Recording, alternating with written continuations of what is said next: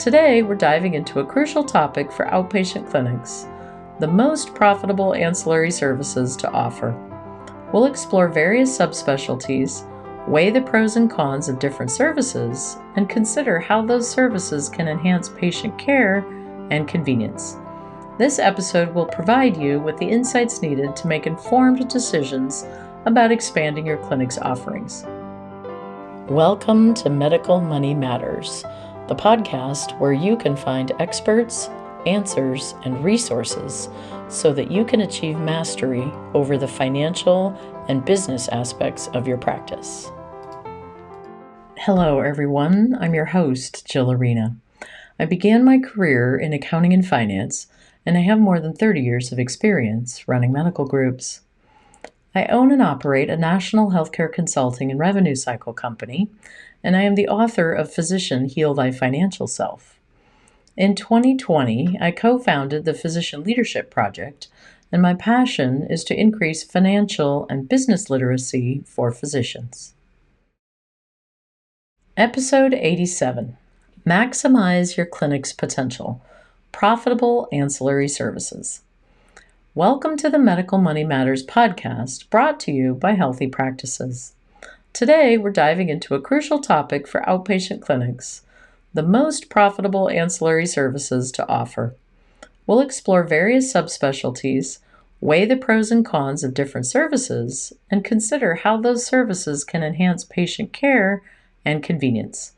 This episode will provide you with the insights needed to make informed decisions about expanding your clinic's offerings. First, let's talk about primary care. Ancillary services can significantly boost the profitability of primary care practices while also enhancing patient care. Here are some of the most common and profitable ancillary services you might consider.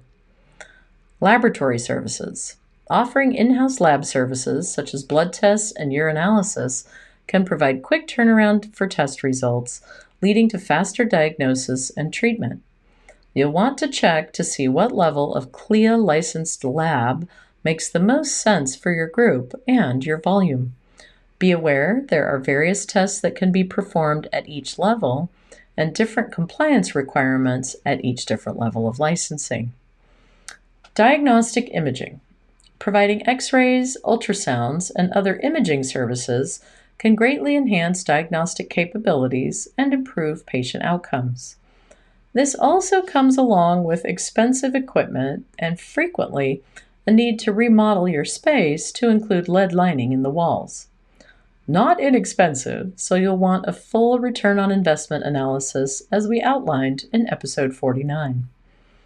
Physical therapy and rehabilitation. Including physical therapy services can help manage chronic conditions, improve patient recovery times, and provide a steady revenue stream for you while creating some nice convenience for your patients. Now, let's talk through the pros and cons. For laboratory services, pros are quick results for patients, increased revenue from testing, improved patient compliance with follow-up tests. Cons are initial startup costs, regulatory compliance, and space requirements that can be significant barriers. For diagnostic imaging, pros are high demand, enhanced diagnostic accuracy, improved patient satisfaction with faster results, and an increase in your group's revenue.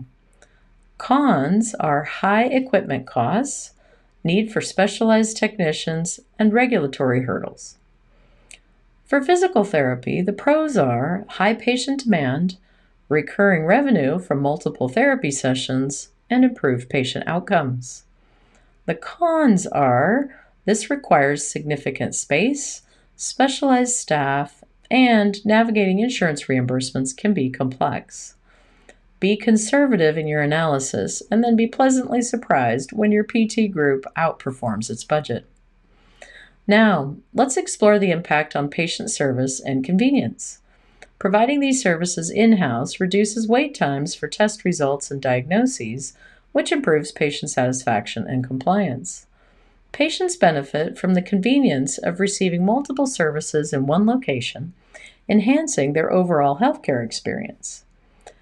Integrated services of any kind lead to better continuity of care as all patient information is centralized within your clinic, and it's quite possible for you to have a curbside with your physical therapist or rad tech to get a quick sense for what's going on for your patient. Next, let's explore ancillary services for a cardiology practice. Ancillary services in cardiology can significantly improve patient care and clinic profitability. Here are some key services to consider. Echocardiography.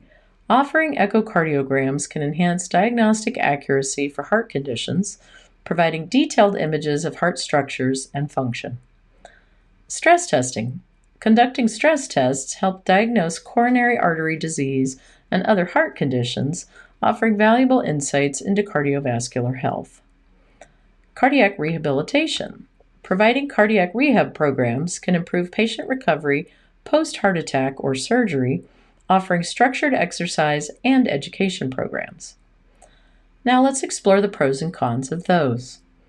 For echocardiography, the pros are essential for accurate cardiac diagnosis, high patient volume, and substantial revenue potential. And the cons are expensive equipment, need for trained sonographers, and significant space requirements.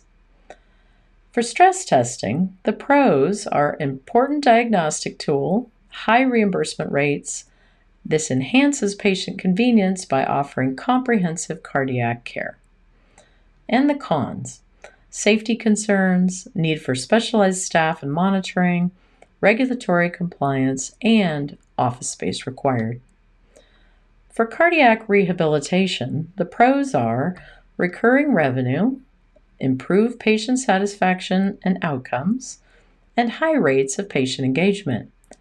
The cons are this requires dedicated space and equipment, specialized staff, and you may encounter some insurance reimbursement challenges. As to the impact on patient service and convenience, comprehensive cardiac care in one location improves patient outcomes and satisfaction. Patients benefit from continuity of care with diagnostics and treatment available in one clinic. Lastly, it does enhance patient adherence to treatment plans through integrated services. Now let's move on to orthopedics. Ancillary services in orthopedics can provide significant revenue streams while enhancing patient care. Here are some profitable services to consider. MRI and CT scans. Offering advanced imaging services like MRI and CT scans can provide detailed diagnostic information for musculoskeletal conditions. Physical therapy and occupational therapy. Providing in-house physical and occupational therapy helps patients recover from injuries and surgeries, offering ongoing care. Durable medical equipment and orthotics. Selling or renting DME and providing custom orthotics can provide additional revenue while meeting patient needs for support devices. Let's go through the pros and cons of those. For MRI and CT scans, the pros are essential for accurate diagnosis, high patient demand, and substantial revenue potential. The cons are very high equipment costs, need for trained technicians, and regulatory and safety considerations. For physical and occupational therapy, pros are high patient demand, recurring revenue, and improved patient outcomes and satisfaction. And the cons, again, this requires significant space, need for specialized staff, and there are some complex insurance reimbursement processes. For DME and orthotics, the pros are high patient demand, additional revenue streams, and improved patient satisfaction. The cons are inventory management, regulatory compliance, and, as ever, space requirements. Frequently, patients will respond with, "I can get this cheaper on Amazon," so you'll need a script for your staff for the patients who are especially price sensitive. As to the impact on patient service and convenience, one-stop shop for diagnosis and treatment enhances patient satisfaction and convenience. Integrated care improves patient outcomes and compliance with treatment plans. Streamlined processes reduce the need for patients to visit multiple locations for their care. Finally, let's discuss dermatology. Ancillary services in dermatology can enhance patient care and clinic profitability. Here are some services to consider. Dermatopathology lab, offering in-house dermatopathology services for biopsy analysis can speed up diagnosis and treatment planning. Cosmetic dermatology, providing cosmetic procedures such as laser treatments, fillers, and chemical peels can attract a broad patient base and offer high-margin services. Phototherapy, offering phototherapy for conditions like psoriasis and eczema can provide effective treatment options and improve patient outcomes. Let's review the pros and cons of each. For a dermatopathology lab, the pros are quick turnaround for biopsy results, increased revenue, and improved diagnostic accuracy. The cons are initial setup cost, need for specialized staff, and the time and energy required to assure that you are in regulatory compliance. For cosmetic dermatology, the pros are high demand, cash-based services, significant revenue potential. And the cons, need for specialized training, equipment costs, and potential liability issues. It should be noted that this attracts a different base of customers who likely appreciate higher-end touches in your office and will require a different training program for your staff. For phototherapy, the pros are effective treatment for chronic skin conditions, high patient satisfaction, and recurring revenue. The cons are space and equipment requirements, need for trained staff, and some insurance reimbursement challenges, as we've noted with most other ancillary services. Let's run through the impact on patient service and convenience. Comprehensive dermatology care in one location enhances patient satisfaction. Quick access to biopsy results improves diagnostic and treatment timelines. Offering a range of cosmetic and therapeutic options meets diverse patient needs. Now that we've covered some potential ancillary services for a few different subspecialties, it's crucial to evaluate them based on various metrics to determine which ones will best fit your clinic's needs and goals. When considering which ancillary services to add, patient service and convenience are key metrics. These aspects not only enhance patient satisfaction, but also improve compliance and outcomes. Let's talk about assessing patient demand and preferences. We recommend that you conduct surveys and gather feedback to understand what services your patients value most. Analyze patient demographics and health trends to identify high-demand services. Check in with the competition, or if that's too political, check out what groups in other markets are offering. Frequently, if they're not your competition, they'll be generous with their advice. Next up is evaluating the impact on patient satisfaction and compliance. Determine how adding a service will streamline the patient experience and reduce wait times. Consider the convenience of having multiple services under one roof, making it easier for patients to adhere to treatment plans. Now we can consider the convenience of integrated services. Integrated services provide continuity of care, which is beneficial for both patients and clinicians. Evaluate how the addition of services can create a more cohesive and efficient patient care journey. And this wouldn't be the Medical Money Matters podcast without a review of the financial metrics. As you'd expect me to say, financial considerations are paramount when evaluating ancillary services. You need to ensure that the new services will be financially sustainable and profitable. In fact, I'd probably do this one first, but I'm a bit biased. In all seriousness, we always recommend a cost-benefit analysis of each ancillary service. This means you'll want to analyze the initial setup costs, including equipment, space, and staffing. Then you can move on to project the ongoing operational costs versus the expected revenue generation. When calculating the potential revenue and return on investment, begin by estimating the potential increase in revenue from adding new services. Check to see what payers are reimbursing, or if it's a cash service, what the market will bear given what the competition is charging. Calculate the return on investment to ensure the service will be profitable in the long term. This moves into a broader review of the impact on the clinic's overall financial health. Consider how the new service will affect your clinic's overall financial health and sustainability. Ensure that the new service will not strain your existing resources or budget.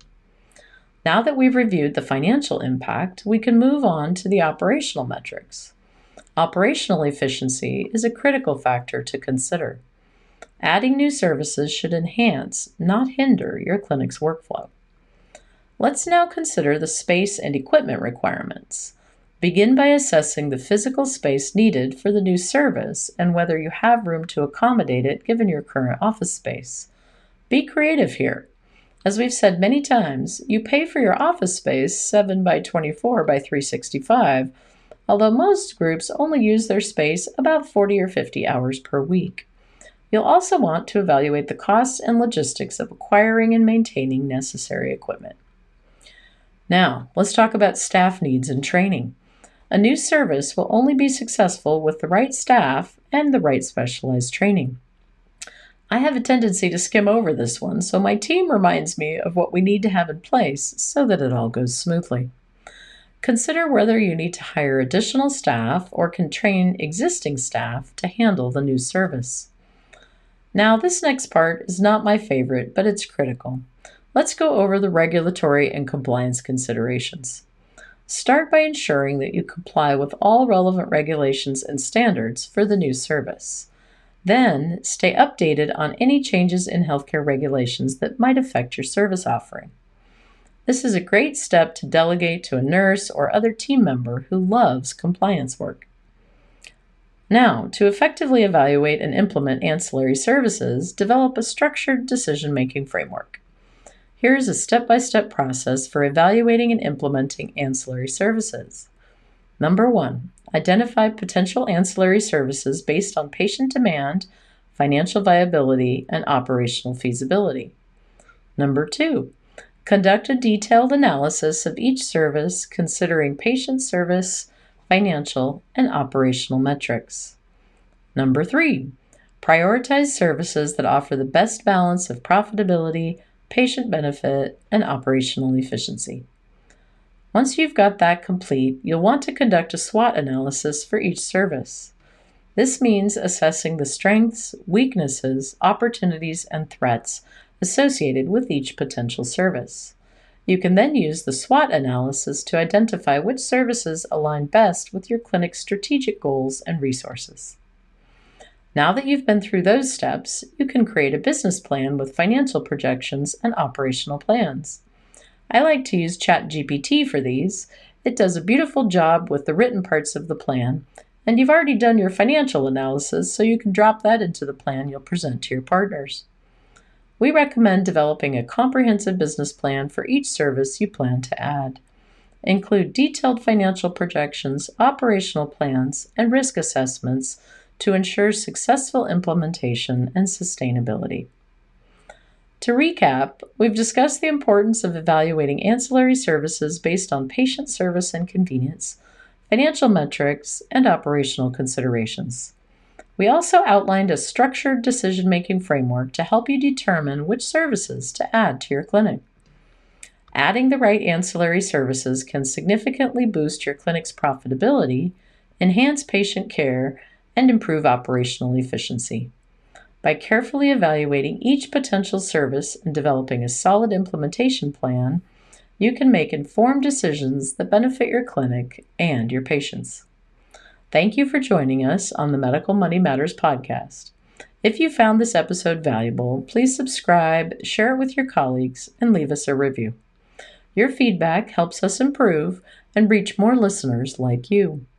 Follow us on social media, visit our website, and stay tuned for more episodes.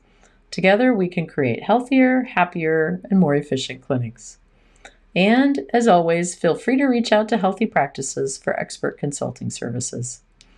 In our next episode, we'll dive into the retail components of ancillary services and how they can further enhance your clinic's offerings.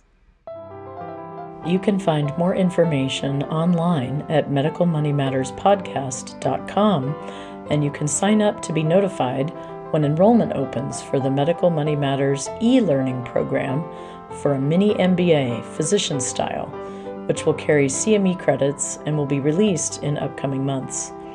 In that, we'll do an even deeper dive so you can understand dynamic budgeting strategies, cash flow forecasting, and other more esoteric financial concepts.